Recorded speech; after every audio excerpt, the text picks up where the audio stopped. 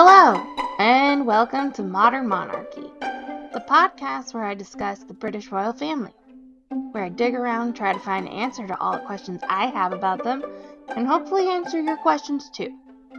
I rabbit holed my way into a podcast, so let's go.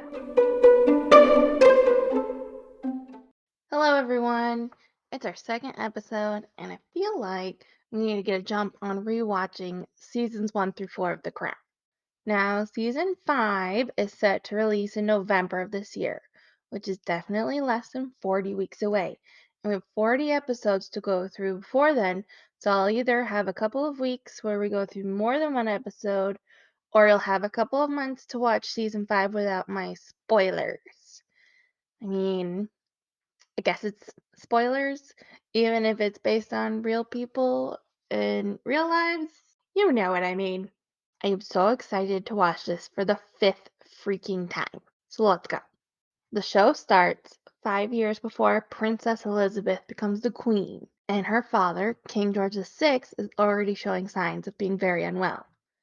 He's in the bathroom trying to get ready for the day, beating that face, and he's already going through a pretty bad coughing fit. And by bad, I mean there's blood. And when you're coughing up blood in the TV show or in a movie or anything like that, you're toast. It's a rule. You're gonna die soon. One thing I wish that they had done with the show is just start back a little bit further to just before the abdication. It just feels like going straight into her father dying doesn't really help us understand the situation we're in with the family. I mean, there's a lot of talk throughout the show about how much the Windsors hate King Edward for abdicating so that his brother would have to take over, but I don't really think they took the time to flesh it out and flesh out George's character and why they all assumed that the role of being king is what killed him. When we see him in the show, he seems to be a little physically weak. There's some stammering, some stuttering, but it could kind of be explained away by what seems to be lung cancer from smoking. But he also seems to take on the responsibility pretty well. If I didn't know anything about what people thought of him in real life, their reaction in the show to the abdication would seem really strange to me. I mean, normally you would expect a family to be pretty happy to move up in the ranks of the kingdom. I know there are a lot of talks of a prequel series possibly coming to fruition, but that's not definite yet. And how far back would they be planning to go with that? I mean, I know this show is mainly supposed to be on Queen Elizabeth, but she's been there forever, so you have plenty of material there. If you go back for a prequel, the two kings before her were on the throne 17 years combined, compared to her 70 years. So either you'd have to cover more sovereigns or just slow down the passing of time to stretch it out. But I really need to stop diving so far into this one because it's not even greenlit yet.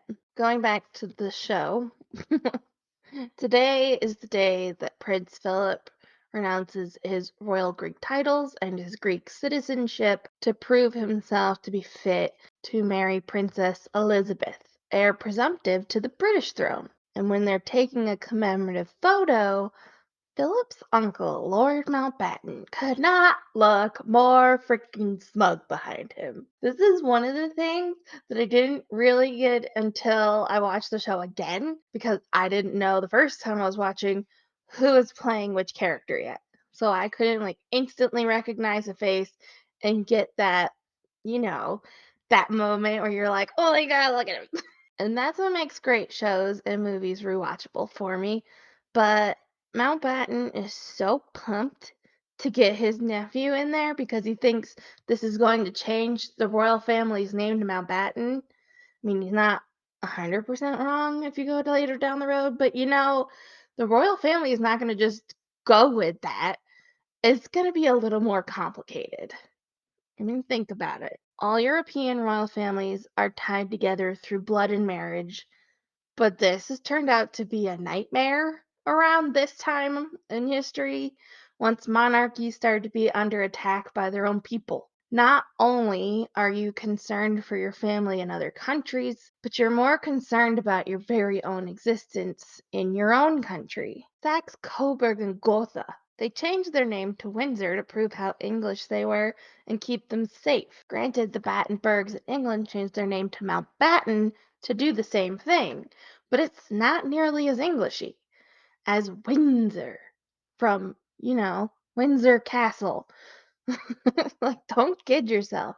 The Windsors chose their name only 30 years before this, and they were very proud of it. And then immediately after this scene, we see our first interaction with Philip and Elizabeth, and I have thoughts. On the one hand, I think Elizabeth is adorable in how she gets all blushy around him, and she tries not to make him feel like an outsider with her family. But Philip, he's already started complaining. I wonder when I'm watching the show, do we think he was really this annoying about a job he signed up for? Like, he'd been around these people since he was at least a teenager. He knew what the royal house and nobility were like. He knew what he was signing up for. He knew he was going to be second fiddle. I should hope he wasn't this impossible in real life. Like, I don't get that sense from what I've seen of him. And obviously, I don't know. I wouldn't have known him. Literally, no one was forcing him to do this. It seemed like most of the family would have been perfectly fine if he didn't want to do it. So you're probably going to hear me complain about this complaining more later on. Even in this episode, I'm kind of sorry. I say kind of sorry because it's the show's fault. Moving on. I can't remember the exact series of events in real life, but just keep in mind that the show does shuffle some things around and move time quicker in some instances. So now it's the wedding day. And who's the first guy we see? It's Mike. Mike. Philip's horrible BFF that almost brought down the whole goddamn monarchy. I mean, seriously, I already can't wait for him to be gone.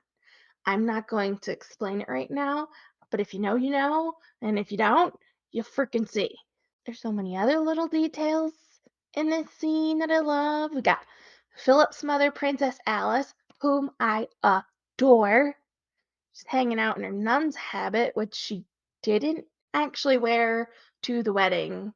She does at the coronation, but not the wedding. So, like, I suppose it's just a nonverbal way of the show letting you know who she is. I heard somebody online say they tried to do her dirty by putting her in a nun's habit when she wasn't wearing it because she didn't wear it at the wedding. But I don't, but I think that's assigning the nun's habit to Alice being crazy. And I don't think she was that out of reality. I think she was extremely zealous in her religion, which we could really go into later in an Alice episode, but I don't know. It really just bothered me that somebody said they did her dirty by putting her in the nun's habit, which she chose to be in later in life. But moving on.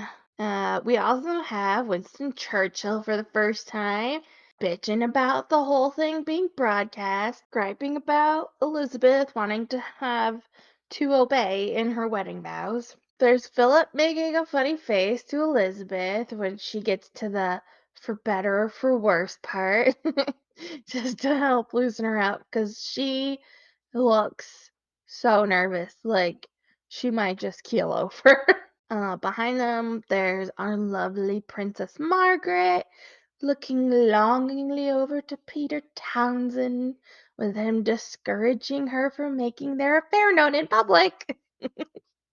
It's such a juicy scene, and one where so many storylines are crossing over, and I love it. After the wedding, Philip and Elizabeth go off to Malta. Time speeds up because now Philip is a captain, Elizabeth has two babies, Prince Charles and Princess Anne, and they're going to live a happy life as a normal, aristocratic family on Malta. The carefree happiness quickly juxtaposed to the scary reality that faces them when they come back to England, and the king is literally having a lung removed. A black, cancerous lung. And then this is the part that got me. Then they just wrap the lung up in a newspaper and take it away. And I'm like, where did that go? Where did you take the king's lung? What happens to that? Well, God save the queen and God save Google. I have some answers. Sort of. I found a 2016 article from the Daily Mail whose Ask a Doctor columnist was actually the son of one of the doctors present at the real life surgery on King George. He said that the lung was definitely not wrapped in newspaper. It was slipped into a bottle of formalin, and then his father actually took it back to Westminster Hospital to the pathology lab so they could test the tissue and officially diagnose the cancer. Another fun fact I learned while reading this article is that real surgeons were actually hired to do the scene. So that's spiffy. I've also heard people question, why does Philip go look at the surgical scene at all? And did that really happen? I don't know, obviously, but I'm going to guess and say that this is just for the show. I think it was just to show that Philip could sense the bullshit the doctors were serving up and went to go see for himself. It seems like while Elizabeth tries to take people at their word and be optimistic, Philip is there to question everything around them. Like the doctors are saying, the king, he went through his surgery, great, he's getting better, he's gonna be fine. And Philip goes around the corner and is like, you just removed a whole ass lung. And it didn't look good. But I'm not gonna say anything. But I fucking know. I find it interesting that the two men that are very unwell are the two most powerful men in the country, and are both pretending to be strong for the country. I understand King George doesn't always quite understand how bad his situation is, but he does know he's not well, and instead of either one of them stepping down or letting someone healthier take over, they're just going to keep carrying on until they die. As George is getting out of bed after recovering from surgery, when learning Churchill's been re-elected, he even says, they keep trying to count him out, but he keeps getting back up. Yes, that is very honorable. But you're both still only human, and humans aren't meant to last forever. Also, it pains me so much to see George light up another cigarette. Even though I know he has no idea how bad they are for him, he leans on them later on to cope with the stress of his failing health, and you just want to reach into the screen and rip it out of his fingers, even if it's already too late for him. So then the show goes through touching on multiple storylines, kind of pushing them further along. We've got Philip redecorating Clarence's house because that's where Philip, Elizabeth, and their children are going to live. I liked the addition of the intercom installation scene where Philip was messing around with the intercom trying to get it to work because it's just another thing showing him trying to take steps to modernize the family. You got Margaret, who's getting pretty bold with her request to have Townsend go to Sandringham for Christmas instead of spending it with his own wife and children.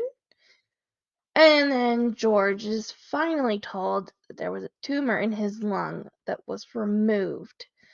And it's also probably in his remaining lung. And then right after that is just another little glimpse where Elizabeth is unaware, but Philip is highly suspicious on the train going to Sandringham. And then it's the Christmas scene with the paper crown and the king singing with the carolers, even though he only has one lung. And I cry, and then he cried, but I'm already sobbing, so let's move on because I don't want to relive it for a sixth time right now. While showing Elizabeth what his responsibilities are as the king, he asks that she and Philip go on their first tour in his place, as he's too unwell to go himself. And when she tells Philip what is being asked of them, he complains, that's what he does, saying that his job is being a naval officer, not grinning like a demented ape while you cut ribbons. Again, sir, this is what you signed up for. What I do find interesting in this conversation is this is the first discussion of whether or not it's a good idea to leave the children for months on end. I would think this wouldn't really have been an actual discussion in real life because it seems to be just how it was back then. With the books I've read on this generation in British high society, everyone had nannies for their children and mostly went about their lives as normal. So, also just remember that if you're a mom out there listening to this, trying to do it all, and you wonder how people got so much done while raising children, either the mother stayed home or the kids were raised by other people. There is no magic. Even Catherine, the Duchess of Cambridge, today has had some scrutiny for not being as active of a working royal as the others. But William is going to be the king and simply has to be in the public more. And she's trying to be a more present mother for 3 children. But speaking on this discussion in the show specifically, I think it was just brought up so it could be a running theme in the show. Going into the next morning, George, looking to spend some quality time with his son-in-law, and to make the situation quite clear, decides to take Philip out duck hunting. Obviously, the only way to do this is by hilariously waking him up for bed by ripping the blankets off of him before sunrise, so Philip pops out of bed naked and completely surprised. But once they're out on the calm waters, alone in their own boat, he tells the prince, in no uncertain terms, that loving and protecting his daughter is his life's duty now, and that it is the greatest act of patriotism, even though he might miss his career in the Navy. So it will really grind my gears as to why Philip doesn't get his ish together later in the show. I'm sorry if it's annoying, but so is Philip in the show sometimes. The episode ends with the men disappearing into a cloud of smoke from gunfire, and Elizabeth is back in Sandringham, sitting at her father's desk with a red box of paperwork, like an unofficial throne, quite honestly looking terrified of the responsibilities ahead of her. That's about it.